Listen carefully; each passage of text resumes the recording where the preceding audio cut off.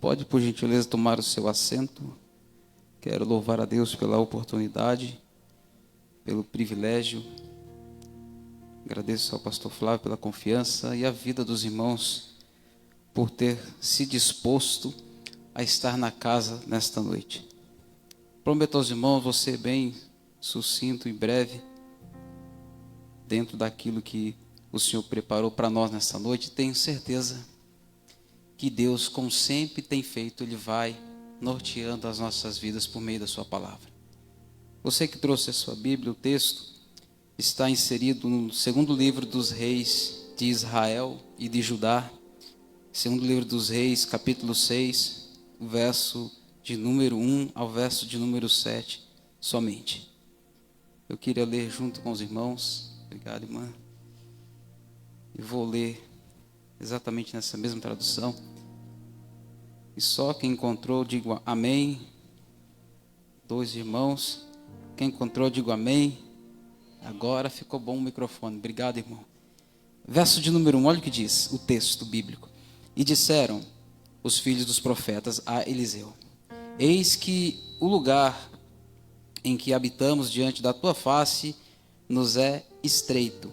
Vamos, pois, até o Jordão e tomemos de lá cada um de nós uma viga e façamos-nos ali um lugar para habitar ali. E disse ele: ide, vai.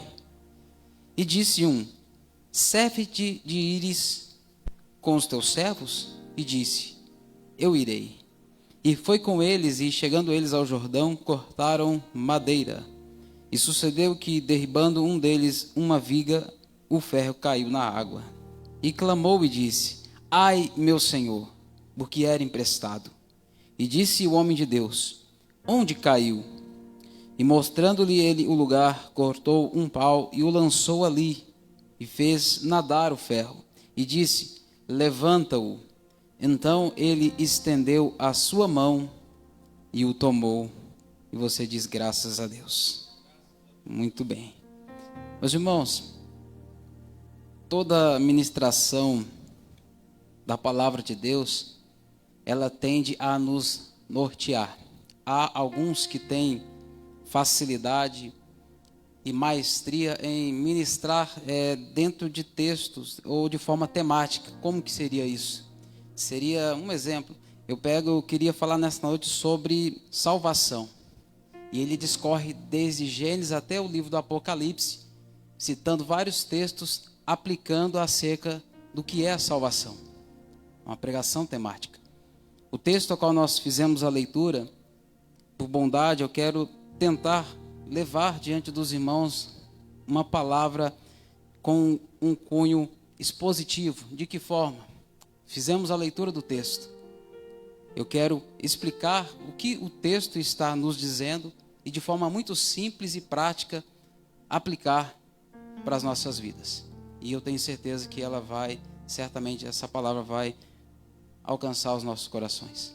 E qual que é a forma mais fácil para nós explicarmos um texto? Simples, nós analisamos o contexto. O contexto é aquilo que vem antes do texto. O capítulo de número 6 que nós lemos vai falar acerca de uma passagem muito conhecida, acredito, da maioria dos irmãos. Da maioria dos irmãos. Eliseu faz flutuar o ferro de um machado, está aqui na epígrafe da minha Bíblia. Anteriormente, nós conhecemos e sabemos que o ministério profético, ele sempre foi um ministério muito perseguido em toda a história bíblica. O profeta Eliseu, eu posso me atrever a dizer que pastor Flávio, ele é um dos profetas mais ousados, se não o mais ousado. Por quê, presbítero Marcelo? Porque ele é o sucessor de Elias. Quem nunca ouviu falar de Elias? Até as crianças. O profeta Elias, ele era aquele que orava e Deus respondia com fogo.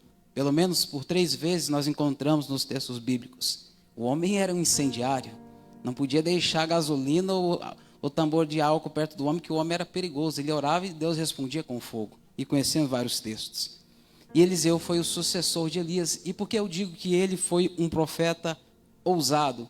Porque Elias, vendo a fidelidade de Eliseu, entenda, ele vai dar uma oportunidade. Repita comigo, por favor, oportunidade. Pois bem. E diz para Eliseu, e fala para ele, olha, Eliseu, pede o que você quiser. Por que isso? O profeta Elias, ele, certa feita, ele se cansa também do seu chamado, do seu ministério. Quem não conhece o embate, lá no Monte Carmelo, 1 Reis, capítulo 18, que depois de ter matado os 450 profetas de Baal e os 400 de Azerá, ele foge, e nesta ocasião ele tinha consigo um moço, porque a Bíblia diz que em Berseba ele deixa o seu moço e vai para o deserto, pedindo a Deus a morte, conhecemos o texto.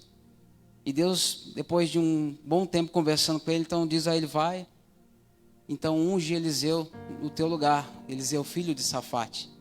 E assim ele o faz. E o que eu acho mais interessante é que Eliseu, ele tinha uma comunhão com Elias, uma comunhão tal de pai para com o filho, e por isso ele faz exatamente esse pedido. E o profeta Elias, ele vai deixar para Eliseu um legado. Eu já falei isso aqui em outras ocasiões. Legado é diferente de herança. Herança é aquilo que você deixa para alguém, e se você não tem quem deixar a sua, me procure, nós seremos muito gratos por receber a herança de alguém, sem dívida. Mas legado é o que você deixa em alguém. Isso que nós fazemos quando nós instruímos alguém, quando nós instruímos a nossa casa, os nossos filhos, a vida de alguém que nós queremos que ela esteja em um caminho bom, nós estamos deixando um legado. E agora, qual que é o desafio do profeta Eliseu? Simples. Depois de assumir o chamado do profeta, o chamado profético dado por Elias, é bem interessante isso. Ele agora tem a grande responsabilidade sobre a sua vida. Eu entendo e aplico isso a nós. Por quê? Porque o primeiro cenário que Eliseu vai vivenciar é, ele depois que ele vai, corre atrás do profeta, ele vê o profeta sendo levado em um redemoinho, e ele deixa cair a sua capa, ele pega a capa de Eliseu, parte em duas e vai agora voltar. Só que para voltar, ele precisava atravessar o Jordão. E como que ele faz isso? Ele pega a capa, e ele brada e diz, Deus de Elias, onde está o Deus de Elias? E fere as águas do Jordão, e a água, ela se parte em duas, e ele passa em terra seca. E os jovens que anteriormente, pastor, serviam o profeta Elias, eles veem isso. E isso faz com que o chamado profético fosse ali, de forma notória, testificado de que realmente Deus estava na vida do profeta Eliseu. Então o profeta Eliseu, ele dá início ao seu ministério com milagres. Só que a vida cristã, ela não é somente feita por milagres. Bom seria se nós vivêssemos todos os dias. Apesar que, de fato, o fato simples de eu e você, nós acordarmos de manhã, abrirmos os nossos olhos, meu irmão, é um milagre.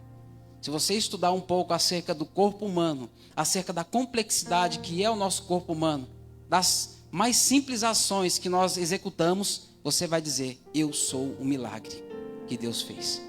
Então o primeiro cenário que ele vai fazer é esse, ele abre as águas do Jordão e passa em seco. Só que a vida cristã, ela é constituída de responsabilidades. Então, além do chamado profético, a porção dobrada que ele havia pedido ao profeta Elias, agora ele vai ter algumas responsabilidades. E uma delas era de dar continuidade a um projeto que o profeta Elias anteriormente estava encabeçando. Qual? A escola de profetas. A escola de profetas, essa que fora inaugurada pelo profeta Samuel. Quem não conhece o profeta Samuel, filho de Ana e Eucana? E como que funcionava a escola de profetas? Anteriormente, todo aquele que tinha um chamado, irmão Luciano, para ser profeta, um chamado profético sobre a sua vida, que tinha um chamado de Deus, ele precisava passar pela escola de profetas. Para quê? Para não cair na malha que nós estamos vivendo hoje. Para não dizer, desculpe-me a expressão, a palhaçada que nós vemos hoje nas redes sociais. Muitos que se intitulam profetas, sem nem sequer ter conhecimento do que as escrituras dizem acerca do que é ser um profeta.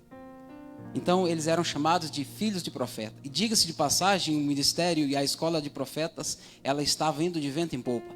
Ela tinha pelo menos 3 núcleos. Um deles estava exatamente onde nós estamos falando, aqui no Jordão. Um era em Jericó e outro era em Betel.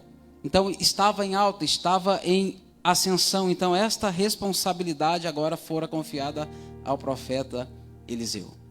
E todo profeta, naquela ocasião, ele presenteava um dos, podemos dizer, os seus melhores alunos. De que forma? Constituindo a ele a oportunidade de se tornar um auxiliar de profeta. Era como se fosse nos nossos dias de hoje alguém que está fazendo um estágio.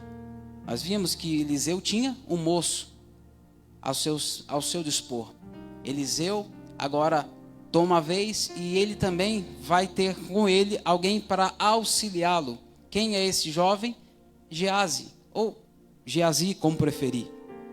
E Geazi, diga-se de passagem, ele queria ser profeta, senão ele não estaria acompanhando os passos do seu senhor, do profeta Eliseu. Só que até o capítulo de número 5, a sua jornada, a sua caminhada, a Bíblia não comenta, não faz comentários, mas nós podemos dizer e aplicar, pastor, que estava indo muito bem. Estava indo de vento em popa, estava caminhando certinho, da forma a qual Deus certamente estava se agradando. Mas no capítulo 5, conhecemos o texto e sabemos que Naamã, chefe do exército do rei da Síria, um homem que era muito, ele tinha uma alta patente, ele era um homem de posse, ele era um homem bem visto. Só que a Bíblia diz que ele tinha um porém sobre a sua vida, ele era leproso. Ele vai até o profeta, conhecemos o texto, ele bate com o profeta fala para ele, vai no Jordão tomar banho. Exatamente isso, ele vai até o profeta, falando para o profeta que queria ser curado, o profeta mandou ele tomar banho. O profeta ousado. E nessa ocasião, ele vai com presentes, vai tentar de alguma forma agradar o profeta, era costume da época. Não era errado se Elias tivesse, ou melhor, Eliseu tivesse recebido, pastor, os presentes. Só que ele entendia que aquilo era uma forma dele presentear para de alguma forma ele tentar achar que estava comprando o favor de Deus. E a bênção de Deus, ela veio de graça sobre a nossa vida. E nesta ocasião, a Bíblia diz que quando os homens, toda a comitiva de Naamã está indo embora, depois de Naamã ter mergulhado 7 vezes no Jordão, ter saído curado, a sua pele está nova, como a pele de um bebê. Geazi, eu imagino Geazi, a Bíblia não diz, mas eu imagino o momento em que Eliseu recusou a oferta, o espírito de Judas tomou conta dele. Ele falou, que é isso? Como diz o nosso irmão, aí não, varão. Vai recusar uma oferta dessa? Naamã vai. Geazi, depois de um tempo, vai atrás e toma as ofertas que até então seria para Eliseu, dizendo o pretexto de que o senhor Eliseu estava equivocado, que ele havia pedido para ele pegar as ofertas e trazer para si. Só que o que Geazi não entende e não percebe, talvez ele se equivoca, é que ele sabia que Eliseu era um homem de Deus. Ele sabia que Eliseu tinha revelação da parte de Deus, que Deus revelava coisas ao seu profeta. E mesmo assim ele faz isso. Sabe o que é isso? São pessoas displicentes. São pessoas que acham que as atitudes, os atos não têm consequências. E foi exatamente isso que Eliseu, ou melhor, Geazi fez. Olha o que diz o texto, 2 Reis capítulo 5, verso 25. Então ele entrou e pôs-se diante de seu senhor e disse-lhe Eliseu, de onde vens? Eliseu perguntando a Geazi, de onde vens, Geazi, ou Geazi? E disse, teu servo não foi nem a uma, nem a outra parte, ou seja, foi lugar nenhum não, estava por aqui. Porém, ele lhe disse, porventura não foi contigo meu coração quando aquele homem voltou de sobre o seu carro a te encontrar, ou a encontrar-te?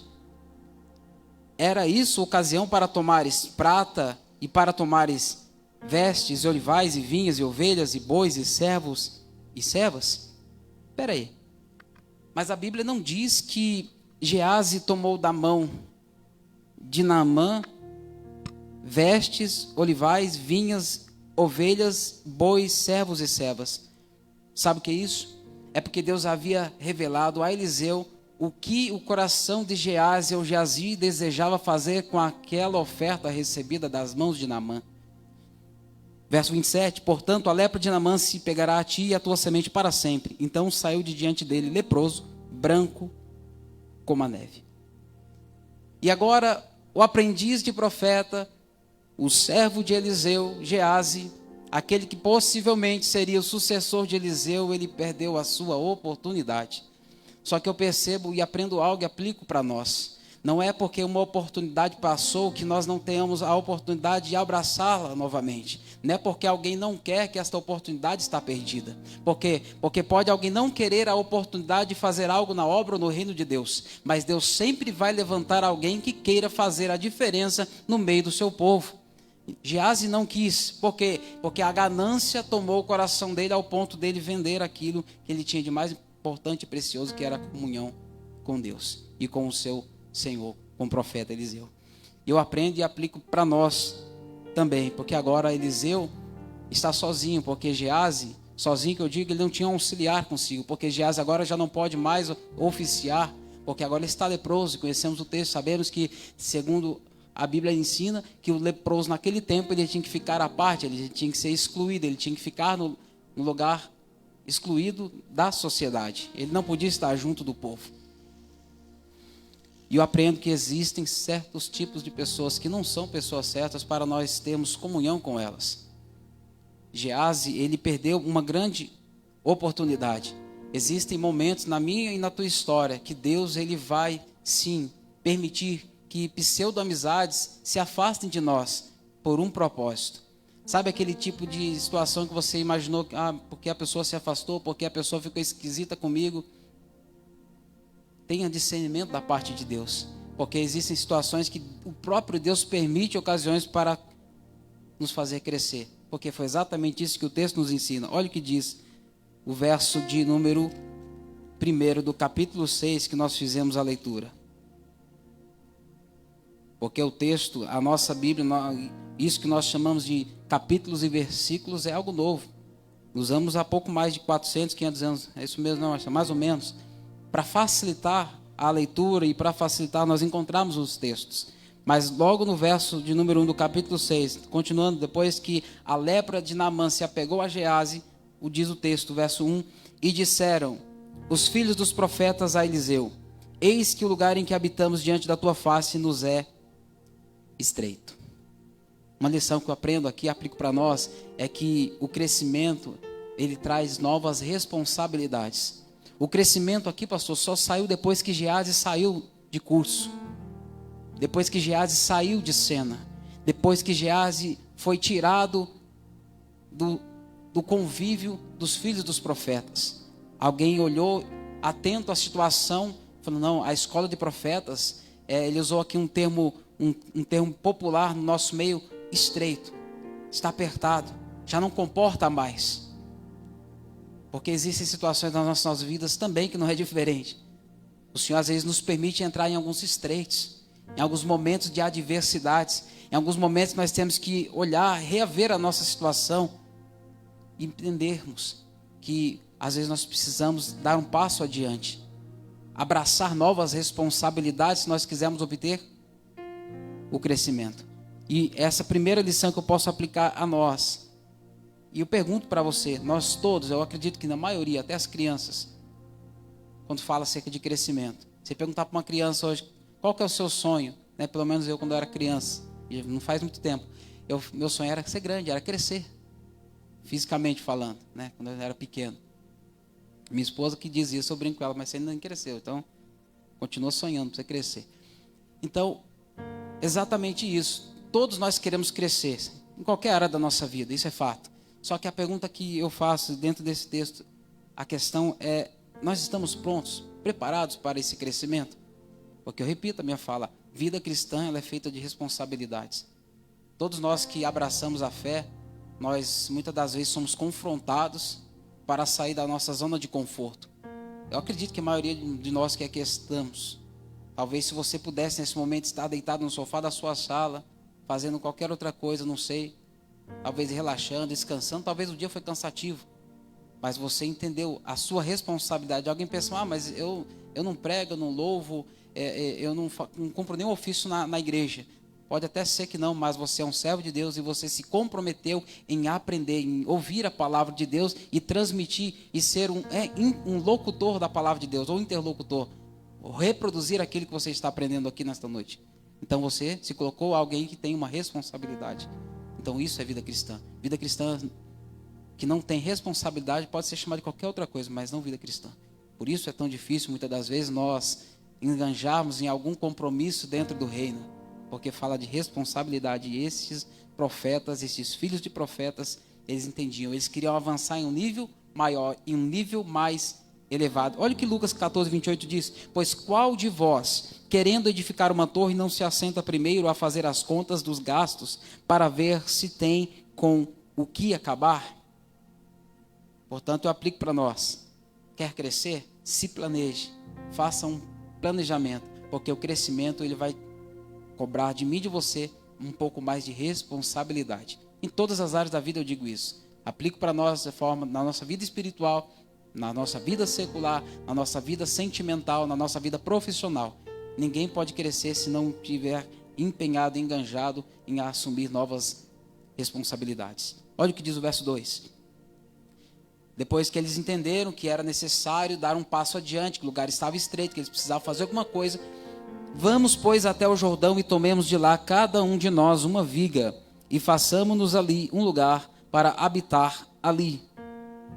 E disse ele, ide. Entenda que o plano inicial, a iniciativa não partiu de Eliseu, partiu dos filhos dos profetas. E eles, com entendimento, eles vão até o Eliseu e falam: Eliseu, o lugar que nós estamos aqui é estreito, precisamos aumentar, ampliar a tenda. E sabe o que eu aprendo aqui? Aplico para a nossa vida, que todos nós temos propósitos, melhor, me perdoe, a nossa vida, propósitos de Deus, sonhos, projetos. E às vezes nós caímos no erro, pastor, sabe, de contar para todos e para todos quantos queiram saber. Eu acredito que não seja o seu caso, de expor, talvez nas redes sociais, sonhos, projetos, às vezes projetos íntimos seus, projetos que estão entranhados no teu coração. Porque eu aprendo, dentro desse texto, nós devemos contar, expor os nossos planos, os nossos sonhos para as pessoas certas. Para as pessoas que pode até ser que as pessoas digam para nós: não, isso não é legal para a sua vida. Por quê? Porque às vezes nós queremos contar para alguém que nós vamos ter a aprovação, que nós vamos ter o sim, que nós vamos ter o joinha, o curtiu, o vai lá. Mas nem todas as vezes que nós ouvimos o sim, vem da parte de Deus. Você sabia que, irmã Keila, que Deus ele responde todas as orações? Não existe nem sequer uma oração que Deus não responda? Exato. Repita a minha fala. Todas as orações são respondidas. Há momentos que Deus diz sim, vai. Há momentos que Deus diz não. Mas e no momento que Deus não diz nem não e nem sim? Ele diz para você: espera. Fica lá no Salmo 40. Espera um pouquinho. Está entendendo? Então, todas as vezes que nós oramos, nós temos que entender. Deus ele responde sim às nossas orações. E o profeta, ele vai até os filhos do profeta Eliseu e fala: olha, vão. Faz isso. Pode ser que se tivesse sido alguma outra pessoa, ele tivesse uma palavra negativa, uma palavra talvez que fosse desmotivar eles a continuarem nesse empenho, nesse desejo de fazer ampliar-se a tenda. Por isso, meu irmão, se apegue, se achegue a pessoas que têm palavra positiva, pessoas que têm palavra de Deus para compartilhar com a tua vida, pessoas que no momento mais decisivo da tua vida, quando você fizer uma pergunta a ela, ela não vai hesitar em dizer para você toda a verdade, tudo aquilo que eu e você precisamos ouvir, seja boa, seja ruim para nós. Mas a Bíblia diz, Romanos 8, 28, que todas as coisas cooperam para o bem daqueles que amam a Deus. Todas as coisas. Não é algumas coisas, não são só as coisas ruins, são todas. E eu acredito nisso piamente. E além disso, além da palavra do profeta Eliseu, ele era um homem que tinha peso nas suas palavras. Então isso fez muita diferença. Então busque contar os seus planos para pessoas que têm de Deus para orientar a tua vida. O verso de número 3. E disse um dos servos: serve-te de ires com os teus servos? E disse: eu irei. Sabe o que é isso? Um dos filhos dos profetas falou: Eliseu, vai conosco. Vem conosco, nós vamos no bosque, na floresta, cortar viga para aumentar, ampliar a tenda, a escola dos profetas. E neste momento eles chamam Eliseu. Por quê? Porque neste momento eles têm uma oportunidade que está em aberto. A vaga de Gease está em aberto. Então eles tinham certamente esse desejo de se tornar um auxiliar de profeta, de fazer um estágio e de depois se tornarem um profeta, tal como no mesmo calibre do profeta Eliseu. E eles vão para o bosque e chamam Eliseu, e Eliseu diz: eu irei. Por quê? Porque de fato, nesse momento que eles têm a oportunidade de mostrar o seu valor ao profeta, de mostrar que realmente eles estavam empenhados em se tornarem um profeta, trabalhando, se empenhando, se preocupando, enganjando-se dentro daquilo que era o propósito para aquele momento, para aquela época. O verso 4: e foi com eles, e chegando eles ao Jordão, cortaram madeira. Isso aqui é interessante, sabe por quê? Porque a Bíblia diz no versículo de número 2, ele diz: cada um de nós, vamos lá, tomemos uma viga. E no verso 4 ele diz que chegando ao Jordão, cortaram madeira. Por que que no verso 2 eles falam viga e no verso 4 eles falam madeira? Não é a mesma coisa?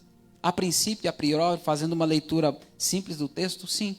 Só que eu entendo e aprendo que aquilo que impedia eles, pastor, de avançar dentro do crescimento que eles tinham proposto, foi exatamente aquilo que eles usaram para estruturar e usar como viga para dar sustentabilidade para a escola de profeta que eles estavam ampliando. Vou melhorar a minha fala. As árvores, o bosque, não dava amplitude para que eles viessem ampliar a escola de profetas. Então eles vão até o bosque, cortam as vigas, cortam as árvores e fazem delas vigas para dar suporte, estrutura àquilo que eles almejavam construir.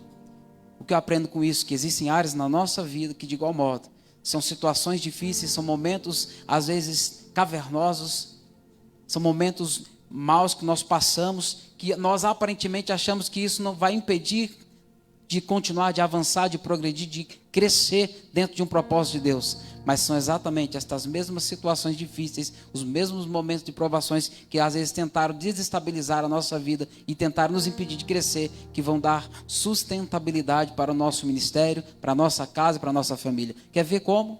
Talvez uma situação que você viveu na tua casa, na tua família, uma situação talvez de enfermidade, uma situação onde alguém se encontrava em uma situação de vício, onde alguém olhava e apontava e dizia: esse não tem mais jeito, esse vai morrer na droga, esse vai morrer dessa situação. E Deus mudou o quadro, mudou a história, mudou o cenário. E hoje essa pessoa, ela evangeliza, hoje essa pessoa, ela ganha pessoas que estão no mundo das drogas para o reino de Deus. Por quê? Porque aquilo que um dia ela foi afrontada, onde ela sofreu, onde ela passou vergonha, hoje ela é duplamente honrada através daquilo que Deus fez sobre a vida dela. Então, eles vão pegar a viga e no verso 4 ele diz que eles foram cortar madeira. É Deus dando estrutura para o fortalecimento daqueles homens. Verso de número 5. E sucedeu que, derribando um deles uma viga, o ferro caiu na água e clamou e disse: ai, meu Senhor, porque era emprestado. E aqui há um problema muito sério e grave. Por quê? Porque acredita-se que tinha pelo menos 50 filhos de profetas, 50 discípulos ali naquele lugar trabalhando. Mas não tinha 50 machados para que cada um obtivesse o trabalho desejado. Até porque naquela época era difícil, eles não tinham o domínio total sobre o ferro ainda. Então eles tinham dificuldade em conseguir ferramentas para fazer esse tipo de trabalho. Para cortar a lenha, para cortar a madeira, para derrubar a árvore, para construir as suas edificações, enfim.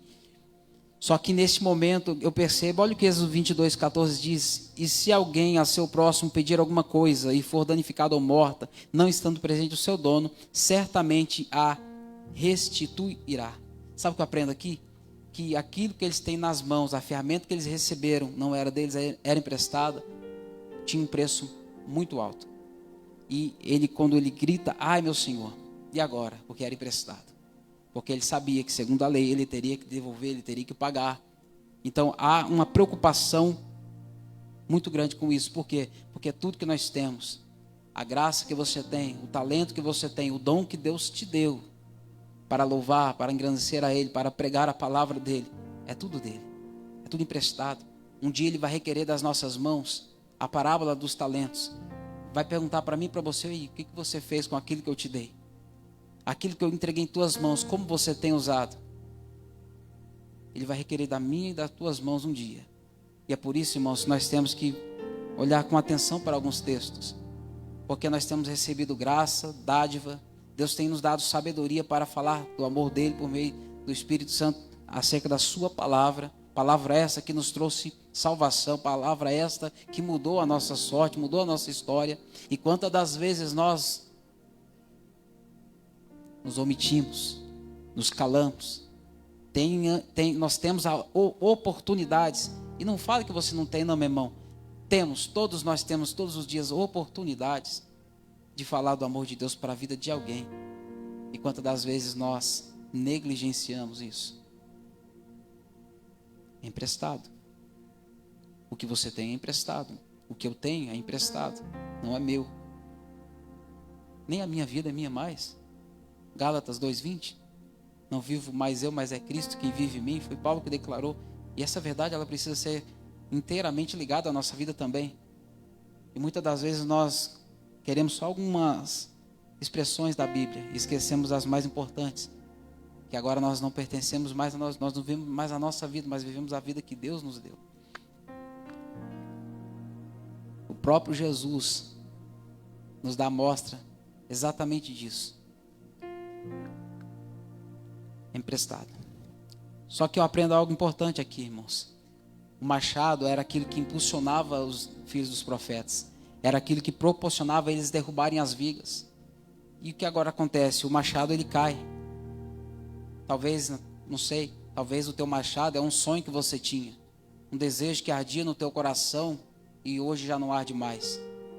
Talvez algo que você almejava tanto em realizar e hoje são apenas escombros. É apenas talvez uma construção inacabada. É o machado que caiu. Porque o machado é o que proporcionava eles cortarem as vigas, mas agora sem o machado eles não vão conseguir dar continuidade no trabalho. Não tem como cortar a madeira com a mão. Não tem como fazer o trabalho braçal sem a ferramenta que Deus deu. Não tem como eu e você alcançarmos os propósitos que Deus tem para a nossa vida sem nós usarmos as ferramentas que Deus nos deu. Deus te entregou uma ferramenta muito preciosa e ela precisa ser usada. O que acontece quando nós não usamos a ferramenta que Deus nos deu? Quando ela está em desuso. Todos nós sabemos. Até as pessoas mais simples que não são de roça. Uma enxada, se você deixar ela muito tempo parada, com o tempo ela enferruja. Com o tempo ela não tem mais corte. Com o tempo ela não serve nem para carpir mais. Ou como diz na minha terra, carpinar. Não serve mais. Por quê? Porque foi muito tempo parado em desuso. Assim de igual modo somos nós. Mas fica tranquilo que a história não termina aqui. Talvez, eu não sei, a sua história esteja igual a vida desse moço, que tinha uma ferramenta nas mãos, que trabalhava, que se empenhava em cortar viga para construir edificações na tua casa, na tua família, na vida dos teus. Mas em algum momento, por conta de alguma adversidade, alguma situação difícil, de algum acidente, porque ninguém por si só vai perder a ferramenta, vai jogar ela de canto, de escanteio e deixar ela desuso. Não. Talvez por algum desânimo, por alguma situação difícil, presbítero Marcelo. E aquilo que você tinha nas mãos caiu. Ficou em desuso. Irmãos, eu achei isso muito, muito interessante. Sabe por quê? Porque quando ele está dando golpes na madeira para cortar a árvore, ou a lenha, ou a viga, o machado, ele se soltou do cabo e caiu dentro do Jordão. Isso aqui é interessante. Sabe por quê? Porque as águas do Jordão, elas eram águas turvas, sujas. Havia apenas dentro da geografia do lugar da época, 2 lugares apenas que conseguia-se ter mais transparência e limpidez dentro da travessia do Jordão. Você conseguia ver as águas mais cristalinas, mas na sua grande parte era turva. E o que quer dizer isso? O machado ele caiu no Jordão. Não conseguia se ver o machado no fundo, não conseguia mais enxergar o machado. Talvez a tua história tenha chegado aqui, esse momento exatamente igual à vida desse moço. Sabe? Você já não consegue mais enxergar uma perspectiva, não consegue mais enxergar algo sendo mudado dentro do cenário da tua história, da tua casa e da tua família. Por que eu digo isso? Porque eu já passei por isso. Ao ponto de olhar para algumas situações dentro da minha família, no meio da minha casa, e não acreditar que a situação pudesse ser mudada. E não conseguir ver mais expectativa de mudança, mesmo sendo cristão, mesmo servindo a Deus, mesmo orando, devido ao tamanho golpe das lutas e das adversidades. Mas quando eu olho para esta palavra, eu entendo e aprendo que o machado ele caiu exatamente no lugar certo. E a pergunta que eu faço, talvez você deva fazer também a mesma que esse moço fez. E agora? Ai, meu Senhor. E agora? O machado era emprestado. Só que eu aprendo que uma coisa, cortar a viga, cortar a lenha, a madeira, ou seja, para construir edificação é com você. O trabalho braçal depende de mim, depende de você, depende de nós. Mas fazer o machado flutuar é com Deus. O nome Eliseu quer dizer o Senhor é a salvação. O Senhor, Ele não vai permitir que esta situação, ela roube o teu sono, a tua paz. Não vai permitir que esta situação impeça você de continuar crendo que Deus pode operar um grande milagre dentro da tua casa, dentro da tua família. E aparentemente, quando você olha para esse cenário, aparentemente, parece ser a pior coisa que acontece, que poderia ter acontecido, sim ou não? Alguém concorda? O machado caiu, era emprestado, era caro para afiar, era caro para vários fins, era caro, não era barato. Complicou a vida de todo mundo dentro da escola de profetas. Por quê? Porque tinha muitas pessoas, então eu imagino que cada um cortava uma viga, passava para o próximo, cortava uma viga, passava para o próximo. E eu imagino, pastor, a cabeça desse rapaz, porque chegou a vez dele de cortar a viga, dentre os vários filhos de profetas. E chegando a vez desse moço, a Bíblia não diz o nome, porque até então é irrelevante, mas no momento em que ele está cortando, eu imagino, não diz a Bíblia, que ele está no final, quase já terminando de separar a viga da árvore, da madeira. O pior acontece. O machado, ele escapa. Mas eu quero dizer para você que poderia ter sido pior. De que forma? Esse machado, ele escapou e caiu dentro do Jordão. Sim ou não? Sim. Só que esse machado, ele poderia ter escapado e ter acertado, ferido alguém, ter matado alguém. E eu acho interessante isso. Por quê? Porque a Bíblia fala exatamente isso. Porque pior do que perder o machado é se esse machado tivesse matado alguém por acidente. Olha o que Deuteronômio, capítulo 19, verso de número 5 diz. Como também, aquele que entrar com o seu próximo, no bosque ou na floresta, para cortar lenha, e pondo força na sua mão com o machado para cortar a árvore, e o ferro saltar do cabo, e ferir o seu próximo, e morrer, o tal se acolherá a uma dessas cidades e viverá. Repita comigo, por favor. Poderia ter sido pior. Poderia ter sido pior. Por quê? Porque se o machado escapa e mata alguém, eles eram filhos dos profetas. Conhecemos e sabemos que quando Moisés ele recebeu não só o decálogo, os 10 mandamentos, mas as 613 ordenanças, a qual Deus confiou a ele lá no Sinai, acerca das leis civis, morais e religiosas. Uma delas falava acerca disso aqui, que nós estamos tratando. Mas naquele tempo era olho por olho, dente por dente. Matou, tinha que morrer. Feriu, tinha que ser ferido. Só que aqui, Deus ele não é injusto. E se está na Bíblia, pastor, eu acredito que aconteceu muito isso aqui. Muita gente foi para essa cidade de refúgio aqui. Porque as ferramentas daquele tempo, irmãos, não eram tão sofisticadas como as que nós temos hoje. E se alguém, porventura, no bosque, cortando lenha, como estavam os filhos dos profetas, escapou o cabo e matasse alguém por acidente, ele tinha que ser morto, segundo a lei. Mas, para que ele não fosse morto, ele tinha que ir a uma das cidades de refúgio. Lógico que não é tema para esta proposta, mas a cidade de Bezer, Ramote, Golã, Quedes, Siquém e a cidade de Hebron. Cada uma destas cidades tem um significado aplicado a elas. Então ele tinha que ir para uma destas cidades. Para quê? Para que ele não fosse morto. Era uma cidade de refúgio. Então, para vários outros fins, estas cidades eram preparadas exatamente para recepcionar e receber estes. Então ele tinha que ser levado para esta cidade. Então não foi a pior coisa que aconteceu. E sabe se o profeta, se um dos filhos do profeta tivesse matado alguém por acidente, era o fim da sua carreira. Era o fim do seu sonho. Era o fim do seu projeto. Talvez o meu inimigo, o teu adversário, ele tenha olhado para você dentro de alguma situação e diz, é o fim. Ele já não vai mais conseguir, ele já não vai mais dar continuidade. E você viu o machado cair em algum lugar. Mas eu digo para você, não reclame da situação da tua vida quando você estiver passando por um momento de adversidade. Porque Deus ainda está no controle da minha e da tua vida. Porque se Ele não estivesse, a situação poderia ter sido pior. Alguém olha, eu escutei por essa semana alguém falando, olha, onde é que está Deus agora, vendo esta situação que está no Rio Grande do Sul? Eu falo, ele continua no mesmo lugar, porque se não fosse Deus, poderia ter sido pior. Se não fosse Deus, muitas coisas mais terríveis poderiam ter acontecido. Porque as pessoas têm essa tendência, pastor, de querer atribuir a Deus o porquê de Deus não livrar dentro de algumas situações ou tragédias. Entende, irmãos? Deus, ele é soberano. Ele está no controle de tudo e de todas as coisas.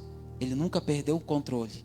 Ele nunca perdeu o controle. Então o machado, ele não caiu no lugar errado. Ele caiu aonde? No Jordão. Então toma cuidado quando às vezes você vê alguém que deixou o machado cair. Alguém que parou na caminhada. Alguém que deixou de fazer aquilo que fazia. Porque se ele deixou cair o machado, se ele parou, é porque em algum momento ele estava fazendo, estava trabalhando. Mas que a bondosa mão de Deus, da mesma forma, pode alcançar a vida desse. E quando ele cai no Jordão, o Jordão é interessante. Sabe por quê? Porque o Jordão é um cenário de milagres. Você se lembra que quando Josué assume o posto de Moisés, ele vai até o Jordão e o Senhor fala com ele. E a confirmação do seu ministério se dá através da travessia do Jordão. Deus fala para ele, olha, pega, chama os levitas, pega a arca, põe no ombro dos levitas. E vai ser que quando eles pisarem a planta dos pés no Jordão, na nascente, na ponta do Jordão, o Jordão se abrirá. E exatamente isso que aconteceu.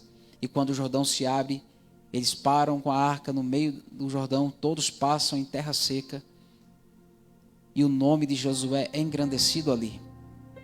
Josué que até então, eu imagino, alguém olhava, pai, mas Josué, será que Josué vai dar conta? O próprio Josué, pastor, ele tinha esse receio. Ele tinha esse receio, capítulo 1 de Josué, ele tinha esse receio quando ele recebeu esta ordenança de Deus. Mas no Jordão, o seu ministério foi confirmado.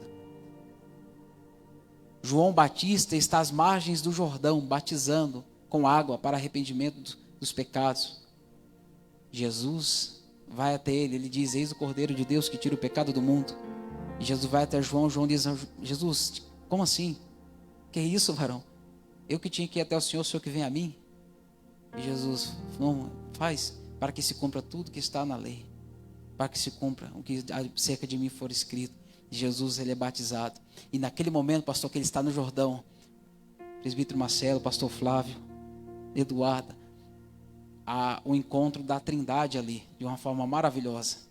O Deus Filho está na água, sendo batizado por João Batista, seu primo.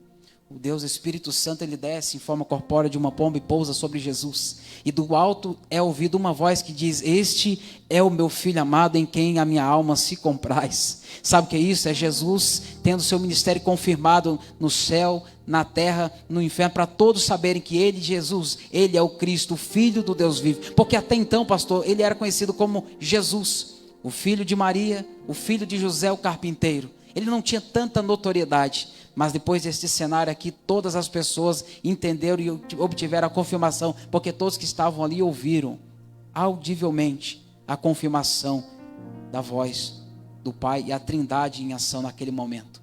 Então o Jordão é lugar de milagre. O Jordão, ele, na realidade, eu percebo que ele traz a confirmação de muitos cenários na nossa vida. O Jordão, ele pode falar acerca de várias coisas, de situações difíceis que você está vivendo, talvez, ou passando, atravessando, achando que não vai ter um fim. Vai ter um fim, meu irmão. E vou finalizando a minha fala. O verso de número 6. E disse o homem de Deus, onde caiu? E mostrando-lhe ele o lugar, cortou um pau e o lançou ali e o fez nadar o ferro. A pergunta aqui, ela é intrínseca. Por quê? A pergunta que o profeta faz. Irmãos, o profeta Eliseu era esquentadinho. Ele era nervoso, sanguíneo, eu imagino. Porque certa feita, pastor, quando ele atravessou o Jordão, Marcelo, alguns jovens, os desavisados, uns que não, acho que não iam muito com a fachada dele, começou a zombar dele, chamando ele de calvo. Sobe calvo, sobe careca. Se fosse eu também ia ficar irado. Mas ele pegou, amaldiçoou aqueles jovens, e 2 ursas saíram de algum lugar, não sei de onde, do bosque, e estraçalhou aqueles jovens. Eu imagino que deve ter sobrado uma meia dúzia lá para contar a história, para que houvesse temor no coração dos demais.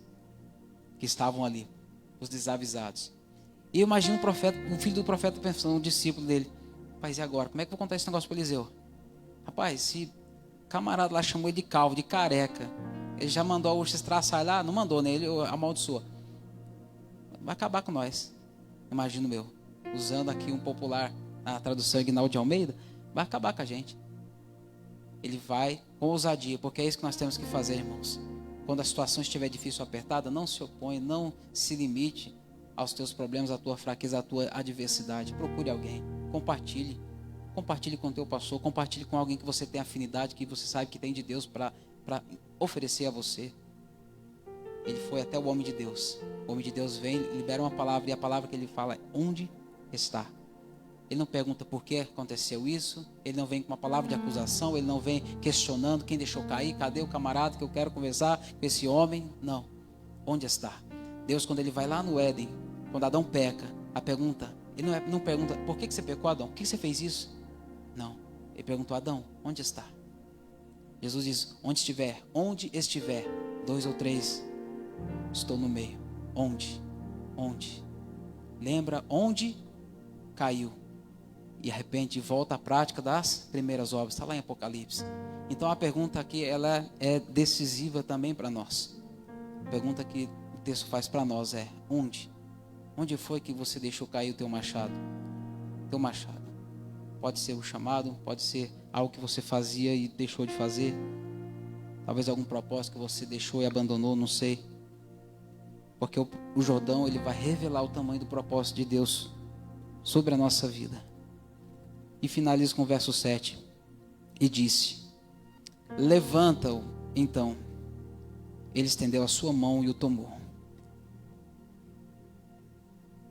O filho do profeta falou: foi aqui, Eliseu. Foi aqui. Eliseu cortou um pau, um pedaço de madeira.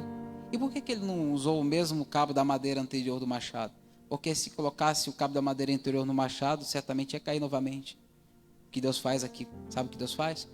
Através dessa analogia, dessa palavra, tudo que foi perdido, tudo que aparentemente não tinha mais jeito, Deus vai fazer tudo novo. Ele cortou uma madeira nova, lançou, e o cabo boiou sobre as águas, e o ferro do machado flutuou até o cabo a qual havia se jogado, um cabo novo. Sabe o que é isso? É Deus restituindo aquilo que nós perdemos, ainda melhor do que aquilo que um dia nós obtivemos. Porque é sempre assim. Você lembra de Lucas capítulo 5, os discípulos voltaram de uma pescaria frustrada, não pescaram peixe, não pescaram nada, abatidos. Depois da pregação da palavra, da ministração de Jesus, eles voltaram para o mar.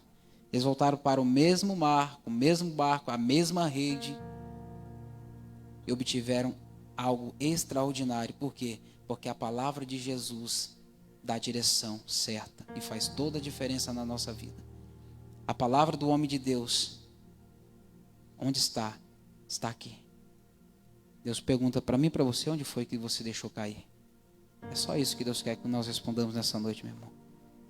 Que a nossa casa, a nossa família, ela vai permanecer de pé. Nós precisamos ampliar as tendas. Nós precisamos dar um crescimento para ela.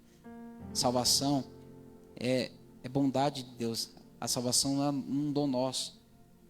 Nós não conseguimos ela por mérito. A Bíblia diz que pela graça nós somos salvos. Nós precisamos dar continuidade, crescimento ao propósito que Deus confiou a nós. A nossa casa, a nossa família é projeto de Deus. Nós precisamos continuar dando estrutura para ampliar aquilo que chegou até nós. Deixar um sucessor. E Geazi não quis, mas tinha quem queria, tinha quem quisesse. Eu sei que nessa noite você de igual modo quer dar continuidade àquilo que Deus tem confiado a você, passando para os seus filhos, dos seus filhos para os seus netos. Amém, meus irmãos? Fiquemos com essa palavra. Quero louvar a Deus pela oportunidade de poder, de forma breve, prática e objetiva, poder compartilhar a palavra de Deus com os irmãos. Que Deus continue vos abençoando em Cristo Jesus. Não deixe que a expectativa do machado ela se perca sobre a tua vida. Só isso. Deus pergunta: onde você deixou cair? Eu vou trazer de volta. Eu vou fazer um milagre. Eu vou restituir. Eu vou mudar a história. Eu vou mudar o quadro. Deus é especialista em fazer isso. Amém? Agradeço a oportunidade. Amém? Vamos colocar de pé, meus irmãos. Vamos agradecer a Deus. Vamos orar. Em nome de Jesus Cristo, eu quero orar com você e por você, pela tua casa, pela tua família, e dizer para você que não está tudo perdido. Nada é por acaso, como diz a canção, nada é em vão. Tudo tem um porquê, tudo tem uma razão. Deus sabe o porquê da situação qual você está vivenciando na tua casa hoje. Deus quer trazer algo novo. Deus quer fazer algo maravilhoso dentro do teu lar. Amém? Fecha os teus olhos comigo em nome de Jesus. Pense talvez em algo, meu irmão. Sabe, eu não sei, algo que você fazia antes. Algo que você se empenhava em fazer antes e hoje você já não faz mais. Ou faz menos. Ou não faz com tanto fervor. Hoje é noite de restituição. Hoje é noite onde o ferro do machado vai voltar para o cabo. E não o mesmo cabo, um cabo novo. Você vai ser a mesma pessoa, mas com uma graça nova da parte de Deus. Você vai ser o mesmo crente, mas com renovo da parte de Deus sobre a tua vida. Pai, em nome de Jesus Cristo, quero, meu Deus amado, agradecer ao Senhor porque nós entendemos esta palavra, compreendemos, ó Pai, que, meu Deus amado, a situação pode até parecer que não tem mais jeito ou que está perdida, mas o Senhor ainda tem a última palavra sobre a vida dos teus. O Senhor ainda tem palavras, meu Deus amado, que podem mudar a nossa história, palavra que pode, meu Deus, transformar a nossa vida de uma forma, meu Deus, que somente o Senhor pode fazer. Pai, nessa noite eu quero, em nome de Jesus Cristo, apresentar a tua igreja e pedir ao Senhor, meu Deus, que continue com a tua mão estendida sobre esta casa de oração, sobre estas vidas, sobre as famílias, sobre cada lar, meu Deus amado, situações, meu Deus amado, que até então parecia que não tinha mais jeito, que não tinha mais condição, meu Deus amado, de alavancar o crescimento, mas esta noite eu creio, meu Pai, é noite de restituição, é noite de milagre, é noite, meu Deus amado, onde sim, aquilo, meu Deus amado, que não existia, passa a existir, aquilo, meu Deus, que não tinha mais jeito, o Senhor passa, meu Deus amado, aleluia, a dar, meu Deus amado, uma nova história, um novo rumo, uma nova direção. Nesta noite eu quero, em nome de Jesus Cristo, apresentar ao Senhor a tua igreja e pedir ao Senhor, ó Deus, que no nome de Jesus Cristo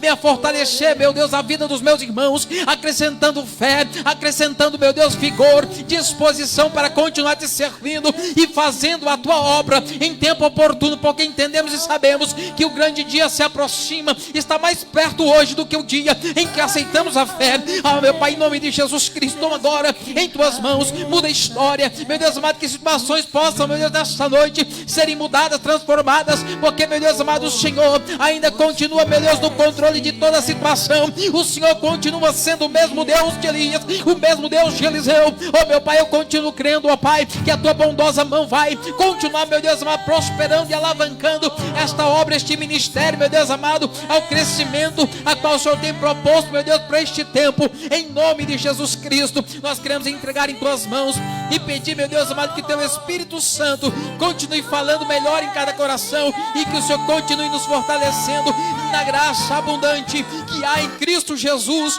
o nosso Senhor. Meu Pai, toma em tuas mãos e prospera, meu Deus amado, de uma forma rica e abundante a vida de cada um dos meus irmãos. Eu oro, meu Deus, entregue em tuas mãos e que a tua maior glória, que a tua maravilhosa graça possa, meu Deus amado, continuar levantando o caído, fortalecendo o cansado, dando ânimo àquele que já estava perdendo o seu vigor. Meu Pai, em nome de Jesus Cristo, que se cumpra em nós a tua vontade, é o que nós oramos e agradecemos ao Senhor, em nome de Jesus. Amém e amém. Amém. Estenda suas mãos com as minhas.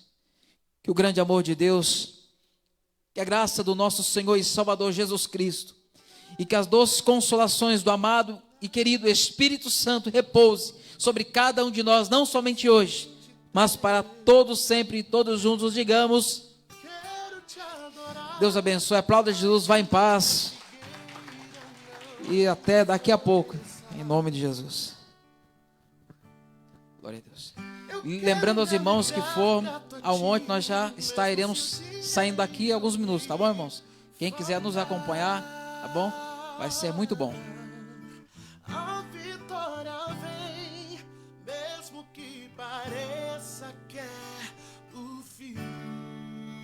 Pois tu és fiel, pois tu és fiel, Senhor, fiel a mim.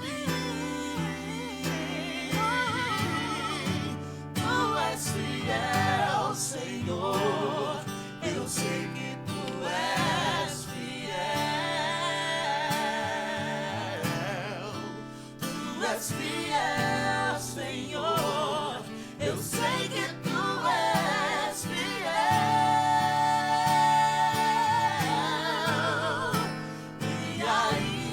aqui, eu não